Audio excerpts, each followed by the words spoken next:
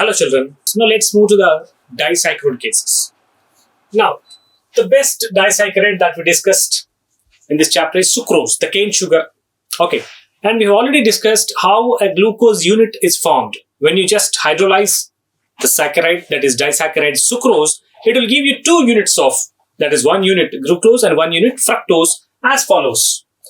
ఇంతకు ముందు మనం చెప్పుకున్నట్టుగా సుక్రోజ్ ని జల విశ్లేషణ చేసినప్పుడు ఆమ్లయానకంలో లేదా ఇన్వర్టేజ్ అనే ఎంజైమ్ సమక్షంలో మనం జల విశ్లేషణ చేసినప్పుడు ఆ సుక్రోజ్ ఒక అణువు గ్లూకోజ్ గాను ఒక అణువు ఫ్రక్టోజ్ గాను మారుతున్నట్టుగా మనం ముందుగా గమనించాం. గ్లూకోజ్ తయారీలో మనం గమనించాం. Therefore, so here this is the preparation of glucose where we have discussed how glucose and fructose are formed by the hydrolysis of one sucrose unit. That's fine. But how this glucose and fructose were bonded with each other?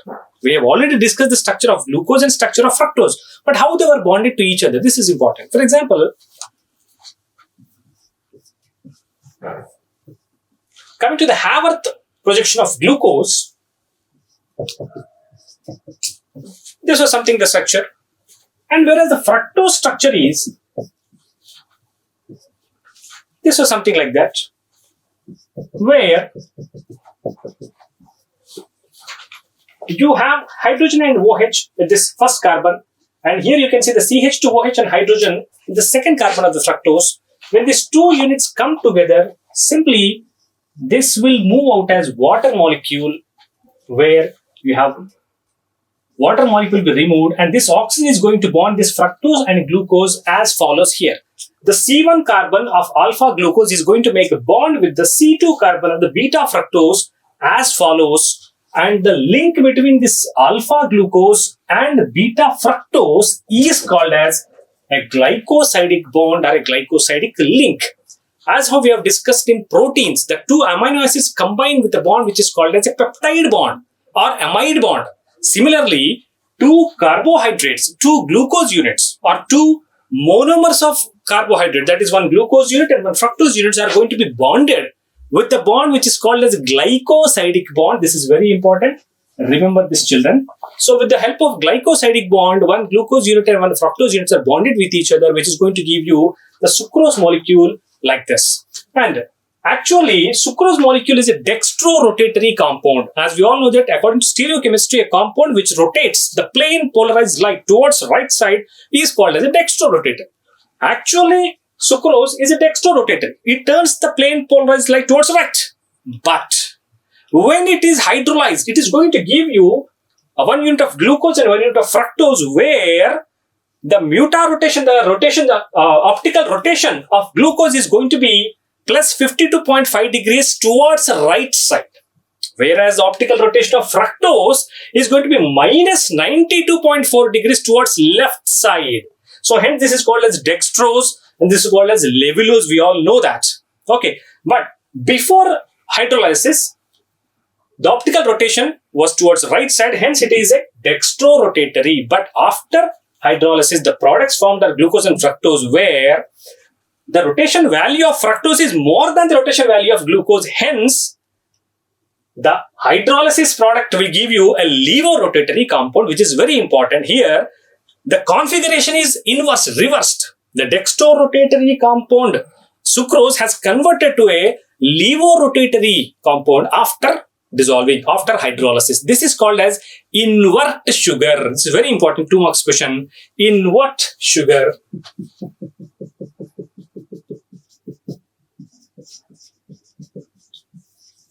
Stereochemistry ప్రకారము sucrose తీసుకుంటే అది ధ్రువిత కాంతి తలాన్ని కుడివైపుకు భ్రమణం చేస్తుంది, కాబట్టి దాన్ని మనము డెక్స్ట్రోరొటేటరీగా చెప్పుకుంటాము, దక్షిణావర్తక భ్రామకంగా చెప్పుకుంటాము. కానీ జల విశ్లేషణ చేసినప్పుడు అది ఏర్పరిచినటువంటి 2 సమ్మేళనాలలో ఒకటి గ్లూకోజ్ ఒకటి ఫ్రక్టోజ్. అందులో గ్లూకోజ్ యొక్క రొటేషన్ వాల్యూ ఏదైతే ఉందో అది plus 52.5 degrees towards right side, అంటే కుడివైపుకు ప్లస్ 52.5 డిగ్రీస్ భ్రమణం చేస్తుంది. కానీ ఫ్రక్టోజ్ ఏదైతే ఉందో అది ఎడమ వైపుకు మైనస్ 92.4 డిగ్రీస్ భ్రమణం చేస్తుంది. కాబట్టి ఓవరాల్ గా గ్లూకోజ్ యొక్క భ్రమణ విలువ కంటే ఫ్రక్టోజ్ యొక్క భ్రమణ విలువ ఎక్కువగా ఉండడం కారణంగా ఆల్ టుగెదర్ గా ఓవరాల్ గా ఆ భ్రమణం అనేది ఎడమ వైపుకు మల్లుతుంది. అంటే యాక్చువల్ గా సుక్రోజ్ అనేది కుడివైపుకు రొటేట్ చేసేటువంటి దక్షిణావర్తక సమ్మేళనం అయినప్పటికీ కూడా జల విశ్లేషణ తరువాత ఏర్పడ్డ సుక్రోజ్ యొక్క భ్రమణ విలువ ఎక్కువగా ఉండడం వల్ల ఓవరాల్ కాంపౌండ్ యొక్క కాన్ఫిగరేషన్ ఏమవుతుంది, రివర్స్ అవుతుంది. ఆ దిశ వామావర్తకంగా మారుతుంది. ఈ విధంగా దక్షిణావర్తక సమ్మేళనం జల విశ్లేషణ తర్వాత వామావర్తక సమ్మేళనంగా మారడాన్ని విలోమ చక్కెర అంటాము. ఇది very very important question. 2 marks వస్తుంది. దీన్ని మనం ఇంగ్లీష్ లో ఇన్వర్ట్ షుగర్ అంటాము, తెలుగులో విలోమ చక్కెరగా చెప్పుకుంటాము. So this is about disaccharide sucrose. Now let's move to the other disaccharide, that is maltose and lactose. ఏ విధంగానైతే సుక్రోజ్ లో మనకి ఒక గ్లూకోజ్ యూనిట్ ఒక ఫ్రక్టోజ్ యూనిట్ గ్లైకోసైడిక్ బంధం ద్వారా కలిసి నిర్మాణం ఏర్పరిచాయో అదే విధంగా మాల్టోజ్ లో 2 గ్లూకోజ్ యూనిట్లు కలుస్తాయి ఒక గ్లైకోసైడిక్ బంధం ద్వారా, మనకు మాల్టోజ్ ఏర్పడుతుంది. కమింగ్ టు లాక్టోజ్, ఇక్కడ ఒక గెలాక్టోజ్ యూనిట్ ఒక గ్లూకోజ్ యూనిట్ కలిసి లాక్టోజ్ అనేటువంటి డైసాకరైడ్ ని ఏర్పరుస్తాయి. ఈ లాక్టోజ్ ని మిల్క్ షుగర్ అని కూడా అంటాము. పాలల్లో ఉండేటువంటి చక్కెర పేరు లాక్టోజ్. ఈ విధంగా డైసాకరైడ్ లో మనం 3 రకాల చక్కెర గురించి మాట్లాడుకున్నాము. సుక్రోజ్ లో ఒక గ్లూకోజ్ ఒక ఫ్రక్టోజ్, మాల్టోజ్ లో 2 గ్లూకోజ్ అణువులు, లాక్టోజ్ లో ఒక గెలాక్టోజు ఒక గ్లూకోజ్ అణువు కలిసి ఈ చక్కెరను ఏర్పరుస్తాయి. చివరగా మనము పాలీసాకరైడ్ల గురించి మాట్లాడుకుంటాము. ఈ పాలీసాకరైడ్ లో మొదటగా మనం చెప్పుకున్నటువంటిది స్టార్చ్ గురించి. స్టార్చ్ అనేది అనేక ఆల్ఫా గ్లూకోజ్ యూనిట్లతో కలిసినటువంటి ఒక పెద్ద పాలిమర్. అంటే ఆల్ఫా గ్లూకోజ్ అణువులు మోనోమర్లుగా అనేక మోనోమర్లు కలిసి ఒక పెద్ద బృహద్ అణువుని ఏర్పరుస్తాయి. ఆ అణువును మనం స్టార్చ్ గా చెప్పుకుంటాము. Starch is a storage food material that is usually found in different plants where many alpha glucose units are linked with each other to form the big molecule which is called as starch. Similarly, when we move to cellulose, which is going to be the structural part of plants and leaves, which is the constituent of cell wall in plants, that cellulose is made up of beta glucose units. Many beta glucose units are combined each other to form a big molecule called as cellulose. We have to remember, in starch it is alpha glucose units, whereas in cellulose it is beta glucose units are linked with each other to form that molecule. In the last we discussed about the glycogen. Glycogen is nothing but the carbohydrates are generally stored in living beings in the form of glycogen. Whenever it is necessary, this glycogen can be converted to glucose to get the instant energy. So with this, we complete the carbohydrates topic, and let's move to the next topic, nucleic acids. And my dear children, you all know that in a family, a son resembles his father or his grandfather. Why? He resembles in his style of walking, style of talking, even sometimes style of thinking too. This resemblance in features is carried forward from one generation to other generations. How? కొన్ని సందర్భాలను గమనిస్తూ ఉంటాము. ఎప్పుడైతే ఒక కుటుంబంలో తండ్రి లాగానే కొడుకుండడము లేదా తాతలాగా కొడుకుండడము, కొన్ని లక్షణాలు తరం తరబడి ఒక తరం నుంచి ఇంకో తరానికి కొన్ని లక్షణాలు అనేవి ట్రాన్స్ఫర్ కాబడతాయి. ఎందుకని అవుతున్నాయి? ఇలా ట్రాన్స్ఫర్ అవడాన్ని అనువంశికత అంటాం. This is called as hereditary.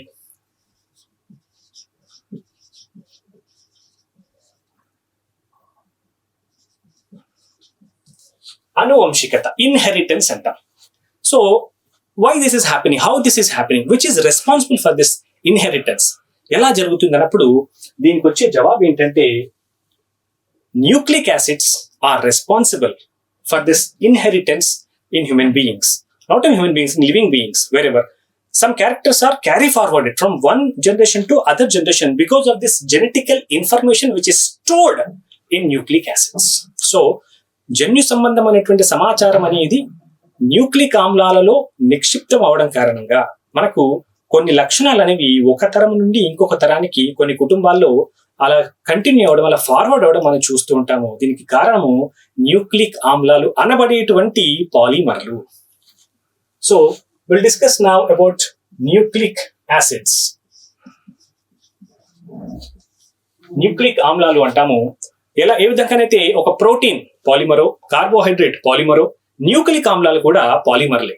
ఎందుకంటే మనకి ప్రోటీన్ లో మనం డిస్కస్ చేస్తాము, అనేక అమైనో ఆమ్లాలు కలిసి ఒక ప్రోటీన్ ఏర్పరిచాయి, అనేక మోనోసాకరైడ్లు కలిసి ఒక పెద్ద కార్బోహైడ్రేట్ ని, ఒక పాలీసాకరైడ్ ని ఏర్పరిచాయో, ఇక్కడ కూడా అనేకమైనటువంటి న్యూక్లియోటైడ్లు కలిసి ఒక న్యూక్లిక్ ఆమ్లం అనేటువంటి ఒక పెద్ద పాలిమర్ ని ఏర్పరుస్తాయి. కాబట్టి nucleic acids can be considered as a polymer which are made up of many nucleotides. Hence this is called as a polynucleotide.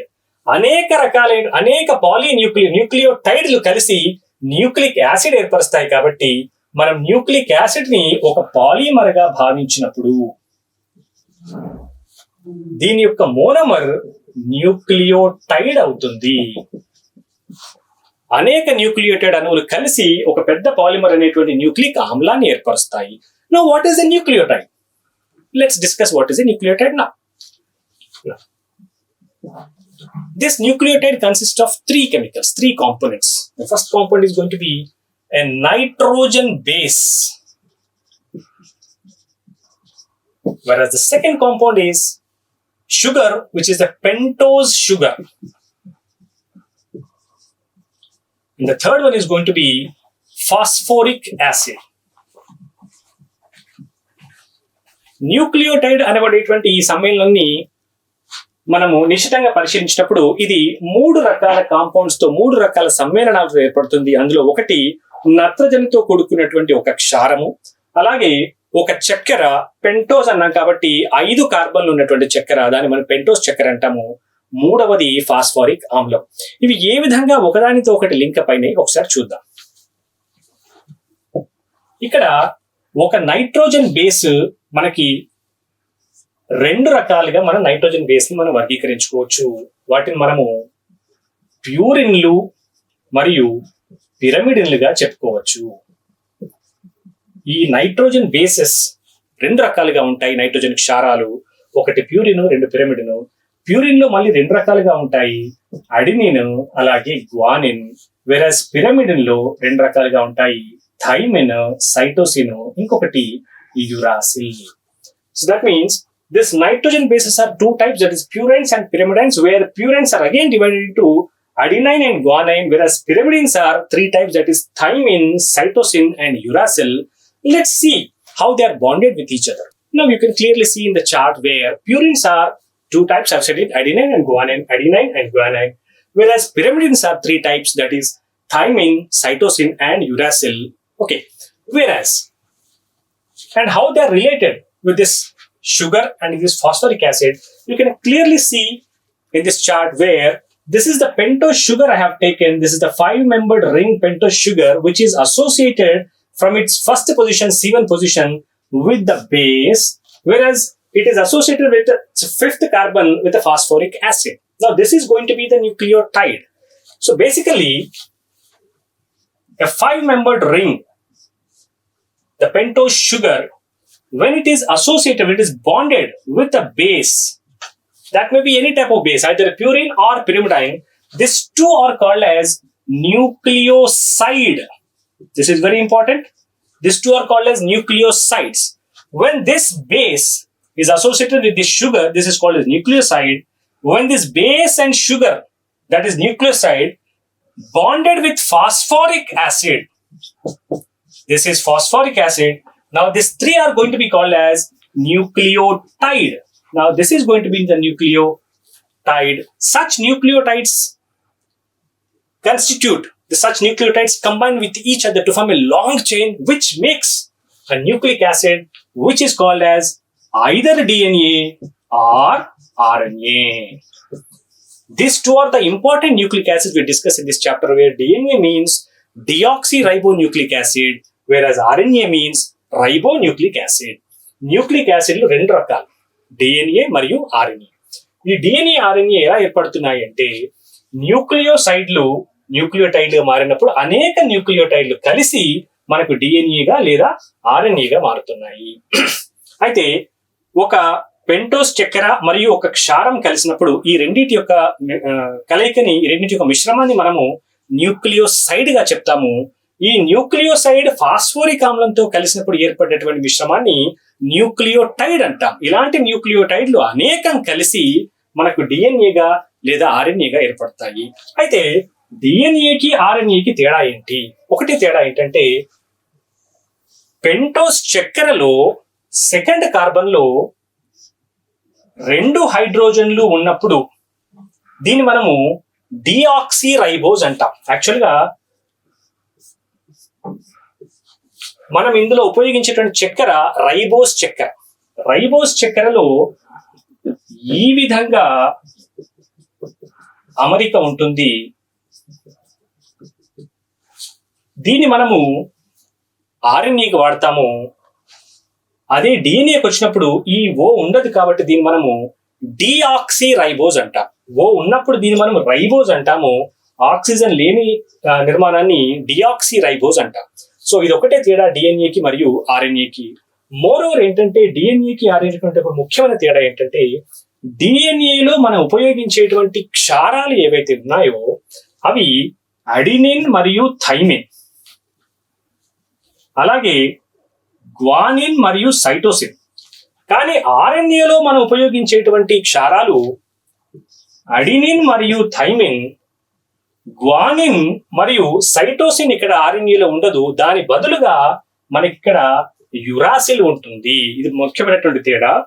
Uracil అనేది డిఎన్ఏలో మనకు కనిపించదు, కేవలం ఆర్ఎన్ఏలో మాత్రమే కనిపిస్తుంది uracil. This is very important. So out of this 5 bases, adenine, guanine, thymine, cytosine are observed in DNA, whereas in RNA we'll observe adenine, guanine, thymine and uracil, but not cytosine. This is the important change in DNA and RNA.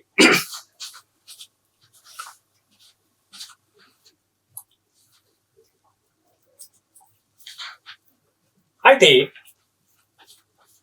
న్యూక్లియోటైడ్లు ఒకదానితో ఒకటి ఏ విధంగా bond అయి ఉంటాయి అనేది మనకి chart లో స్పష్టంగా గమనించవచ్చు. ఇక్కడ ఒక పెంటోస్ చక్కెర తన C1 కార్బన్ తో ఒక బేస్ తో బంధితమై ఉంది. అదే పెంటోస్ చక్కెర తన C5 కార్బన్ తో ఫాస్ఫారిక్ యాసిడ్ తో బంధితమై ఉంది. నెక్స్ట్ ఇంకా ముందుకెళ్ళినప్పుడు ఇప్పుడు ఈ రెండింటి యొక్క మిశ్రమాన్ని మనము న్యూక్లియోసైడ్ అనుకున్నాము. అదేవిధంగా ఫాస్ఫారిక్ యాసిడ్ తో కలిసినప్పుడు దీన్ని మనము న్యూక్లియోటైడ్ అనుకున్నాము. ఇది మరింతగా ముందుకెళ్ళినప్పుడు తన 3rd కార్బన్ తో మరి యొక్క ఫాస్ఫారిక్ యాసిడ్ తో బంధితం అవుతూ మళ్ళీ అది ఇంకొక చక్కెరతో ఇంకొక బేస్ తో ఈ విధంగా ఒక స్ట్రక్చర్ కంటిన్యూ అవుతుంది. This can be simply represented as something like this.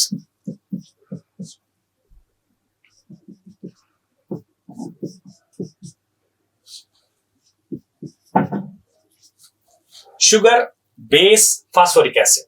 మళ్ళీ ఈ షుగర్ ఇంకొక ఫాస్ఫారిక్ యాసిడ్ తో బంధితమై, ఈ ఫాస్ఫారిక్ యాసిడ్ మళ్ళీ ఇంకొక షుగర్ తో బంధితమై, ఈ షుగర్ ఇక్కడ ఇంకొక బేస్ తో బంధితమై, ఇది అలా కంటిన్యూ అవుతుంది. ఇది మళ్ళీ ఫాస్ఫారిక్ యాసిడ్, మళ్ళీ షుగర్, మళ్ళీ బేస్. ఈ సీక్వెన్స్ అంతా కూడా ఒక పాయలాగా ఏర్పడుతుంది. ఇంకొక పాయలో కూడా సిమిలర్ స్ట్రక్చర్ అనుకుంటే గనక మనకి ఇక్కడ షుగర్, ఇక్కడ ఫాస్ఫోరిక్ యాసిడ్, మళ్ళీ ఫాస్ఫోరిక్ యాసిడ్, మళ్ళీ ఇక్కడ షుగర్, మళ్ళీ ఫాస్ఫోరిక్ యాసిడ్, ఇక్కడ షుగర్. మనకు ఇక్కడ C3 పొజిషన్ లో మనకు బేస్ ఉంది, ఇక్కడ బేస్ ఉంది, ఇక్కడ బేస్ ఉంది. అయితే ఈ బేసెస్ ఎన్ని రకాలు మనం చెప్పుకున్నాం? Adenine, guanine, thymine, cytosine, uracil అయినప్పుడు ఫర్ ఎగ్జాంపుల్ ఇక్కడ అడినిన్ అనే బేస్ గనక ఉన్నట్లయితే ఖచ్చితంగా ఈ అడినిన్ ఎప్పుడు కూడా థైమిన్ తో మాత్రమే బంధితం అవుతుంది. అదే విధంగా ఇక్కడ ఫర్ ఎగ్జాంపుల్ గ్వానిన్ అనే బేస్ క్షారం ఉన్నట్లయితే ఈ గ్వానిన్ ఎప్పుడు కూడా సైటోసిన్ తో మాత్రమే బంధితం అవుతుంది. మరియు అడినిన్ కి థైమిన్ కి మధ్యన ఎల్లప్పుడూ ద్విబంధం మాత్రమే ఉంటుంది. గ్వానిన్ కి సైటోసిన్ కి మధ్యన ఎల్లప్పుడూ ఒక త్రికబంధం ఉంటుంది. ఈ త్రికబంధాలు ఇవన్నీ కూడాను ఈ బంధాలు ఎలా పనిచేస్తాయి అంటే యాక్చువల్ గా డిఎన్ఏ నిర్మాణాన్ని మనం ఎలా పోల్చి చూడొచ్చు? ఒక డబుల్ హెలికల్ స్ట్రక్చర్ లాగా మనం చిన్నప్పుడు నేర్చుకుంటాం. 2 పాయలు కలిగినటువంటి హెలికల్ నిర్మాణాన్ని కలిగి ఉంటుంది డిఎన్ఏ అని మనం నేర్చుకున్నప్పుడు ఈ 2 పాయల్లో ఒక పాయ ఎలా ఏర్పడుతుంది? అనేక న్యూక్లియోటైడ్లతో ఏర్పడుతుంది. అంటే ఈ పాయలో మనకు అనేక న్యూక్లియోటైడ్లు ఈ విధంగా ఉన్నాయి. అదేవిధంగా ఇంకొక పాయలో కూడా అనేక న్యూక్లియోటైడ్లు ఉన్నాయి. అయితే ఈ న్యూక్లియోటైడ్ లో ఉన్నటువంటి క్షారాలు ఈ న్యూక్లియోటైడ్ల క్షారంతో ఒక బంధం ఏర్పరచుకుంటాయి. ఫర్ ఎగ్జాంపుల్ ఇక్కడ అడినిన్ ఉందనుకుంటే గనక ఈ అడినిన్ ఇంకొక న్యూక్లియోటైడ్ లో ఇంకొక పాయలో ఉన్నటువంటి న్యూక్లియోటైడ్ లోని థైమిన్ తో మాత్రమే బంధం ఏర్పరచుకుంటుంది. అదే విధంగా ఇటువైపున గ్వానిన్ ఉన్నట్టయితే అటువైపు తప్పకుండా సైటోసిన్ తో మాత్రమే బంధం ఏర్పరచుకుంటుంది. ఈ నిర్మాణం ఎలా ఉంటుందంటే ఒక నిచ్చెనను మెలితిప్పితే ఎలా ఉంటుందో అలాంటి నిర్మాణాన్ని కలిగి ఉంటాయి. If you fold a ladder, how it looks like, the same structure will be the structure of DNA, which is double helical structure, whereas the bonds between adenine and thymine, the bonds between guanine and cytosine are going to be like the ladders of that, the steps of the ladder. So this is the double helical structure of DNA. So the stability of this double helical structure, which was proposed by Watson and Crick, is going to be based upon the bond between this adenine and thymine, guanine and cytosine in DNA. Whereas in RNA, adenine will have a bond with thymine, whereas guanine will have a bond with uracil. So this is the main difference between RNA and DNA. And then coming to RNA, there is a small classification of RNA. RNA is of 3 types, that is mRNA, tRNA and rRNA. Whereas mRNA means messenger RNA, tRNA means transfer RNA, transport RNA, and similarly rRNA means ribosomal RNA. RNA అనేది 3 రకాలుగా వర్గీకరించుకుంటాం మనము. Messenger RNA అని, transport RNA అని, ribosomal RNA అని మనము ఈ విధంగా వర్గీకరించుకోవచ్చు. అయితే ఈ న్యూక్లిక్ యాసిడ్స్ యొక్క ఉపయోగం ఏంటి? What is the best use of nucleic acids? This can be discuss with DNA finger printing. DNA finger printing అనే సబ్జెక్ట్ తో మనం ఈ న్యూక్లిక్ ఆమ్లాల యొక్క ఉపయోగాల్ని మనము అబ్జర్వ్ చేయవచ్చు. ఫర్ ఎగ్జాంపుల్, ఒక యాక్సిడెంట్ జరిగినప్పుడు శవాలన్నీ చెల్లాచెదురుగా పడిపోయినాయి. ఎవరి శవం ఎవరిదో తెలియనప్పుడు ఈ డిఎన్ఏ టెస్ట్ల ద్వారా, ఎందుకంటే ప్రతి సెల్లోనూ ఒక జన్యు సంబంధమైన సమాచారం అంతా నిక్షిప్తమై ఉంటుంది కాబట్టి ఆ డిఎన్ఏ టెస్ట్ల ద్వారా ఏ కుటుంబానికి చెందిన వ్యక్తిదో ఈ శరీరం అని స్పష్టంగా మనం తెలుసుకోవచ్చు. అదేవిధంగా ఎవరైనా పిల్లలు చిన్నప్పుడే తప్పిపోయినప్పుడు వారి పేరెంట్స్ ని గుర్తించడానికి ఈ డిఎన్ఏ టెస్ట్లు ఉపయోగపడతాయి. అదేవిధంగా ఒక నేరం జరిగినప్పుడు ఆ నేర స్థలంలో దొరికినటువంటి వెంట్రుకలు కావచ్చు, మాంసం కావచ్చు, వాటి ద్వారా నేరస్తుడిని పట్టుకోవడానికి కూడా ఈ డిఎన్ఏ న్యూక్లిక్ ఆమ్లాలు ఉపయోగపడతాయి. దీన్ని మనము ఫోరెన్సిక్ సైన్స్ అంటాం. So it is very useful to identify the paternal relationships of missing children, and is also used to find out the criminals with the help of DNA and RNA. So with this, we'll complete the entire chapter of biomolecules, where this, as I've already told you, this will give you total 4 marks. That may be one short question of 4 marks, or it will give you 2 plus 2 of very short questions.